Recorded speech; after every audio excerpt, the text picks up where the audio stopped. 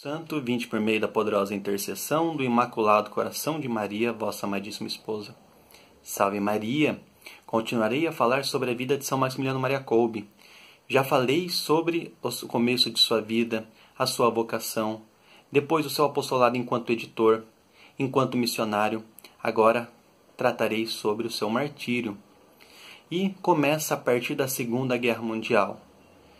E ele vivia na Polônia, um local que foi muito afetado pelo nazismo. O nazismo foi um grande perseguidor da Igreja Católica e não deixou de lado a Milícia da Imaculada, que tanto bem, que tanto fez pela Igreja, que tanto lutou a favor da Imaculada. E eles começaram a perseguir os católicos. E aí aconteceu que a polícia chegou no local onde estavam os frades e levou São Maximiliano com outros frades para um campo de concentração. E foram todos amontoados num caminhão, sofrendo muito, e muitos frades aflitos estavam preocupados, e São Maximiliano tentava tranquilizá-los com todas suas virtudes e toda sua esperança e confiança em Nossa Senhora, dizendo: por que estão preocupados? Não estão vendo que estamos saindo em missão?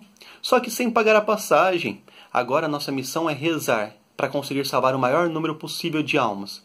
E foram levados para um campo de concentração, onde teriam que trabalhar, e nesse trabalho sofriam muito, todo tipo de humilhação, maltratos físicos, e era um local de muito sofrimento. E São Maximiliano estava sempre sorridente, sempre mostrando muita confiança em Nossa Senhora, e sempre exortando todos para continuarem rezando. E eis que aconteceu uma grande graça. No dia 8 de dezembro, dia da Imaculada Conceição, eles foram soltos, foram libertos.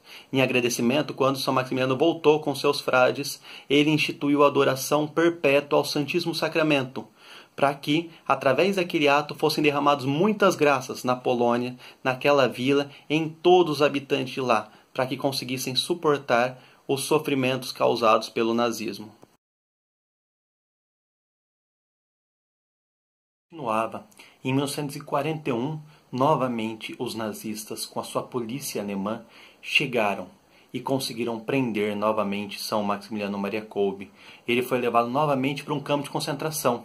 Chegando lá, um dos policiais, vendo o crucifixo do rosário que ele carregava, pegou aquele crucifixo e disse: "Você acredita nisso?" "Sim, acredito." Então o policial deu uma bofetada em São Maximiliano.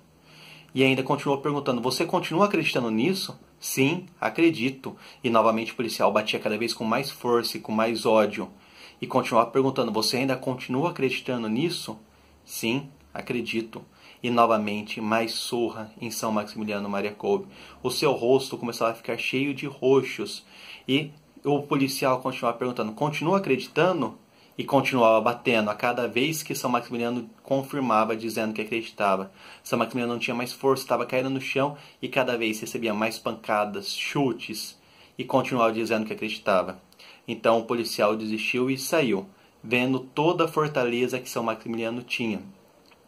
E assim ele manteve durante todo o seu trabalho. E ele foi mudado de campo de concentração, ele foi levado ao temível campo de Auschwitz. E lá, a tortura cada vez se intensificava ainda mais. Ele trabalhava como servente. Ele puxava caminhões de areia e de pedra, que serviriam para construir um muro em volta do crematório. E quando viam ele, como sacerdote, os policiais maltratavam mais. Toda vez batiam nele com paus, batiam com todo tipo de instrumentos, até deixá-lo ensanguentado. As pessoas os prisioneiros que estavam lá, tentavam ajudá-lo. E ele dizia: não precisa, a Imaculada está me ajudando. E mesmo com todo esse sofrimento, ele usava todo o seu tempo para a Imaculada. Ele passava o tempo rezando, atendendo confissões clandestinamente e pregando sobre a Imaculada. Até que aconteceu que um dia, um dos prisioneiros fugiu do campo de concentração. E quando isso acontecia, eram selecionados 10 prisioneiros para pagar com a própria vida como punição por aquele que tinha fugido. E eles começaram a escolher 10 prisioneiros daquele local onde estava São Maximiliano. E escolheram um pai de família, Francisco. E quando Francisco foi escolhido, ele começou a implorar: "Por favor, não me leve, eu nunca mais verei minha família." São Maximiliano, então, comovido com aquilo, se ofereceu como vítima. Aceite-me no lugar por esse pai de família, dando a vida por aquele que mal conhecia, pensando na vida, na vocação dele enquanto homem, pai de família.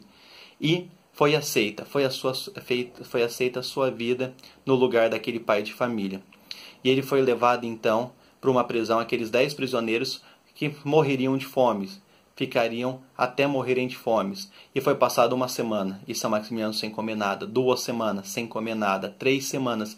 Enquanto isso, aqueles que estavam por perto diziam que ouviam São Maximiliano entoando cantos religiosos a Nossa Senhora, rezando o rosário em voz alta. Passadas 3 semanas, ele e mais 3 continuavam vivos.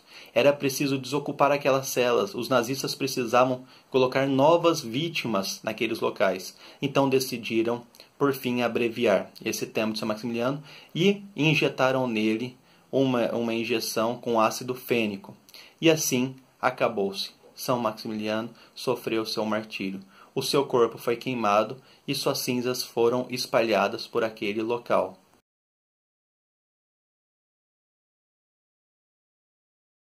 Morto no dia 14 de agosto, véspera da solenidade da Assunção de Nossa Senhora ao céu, um dos títulos da Imaculada.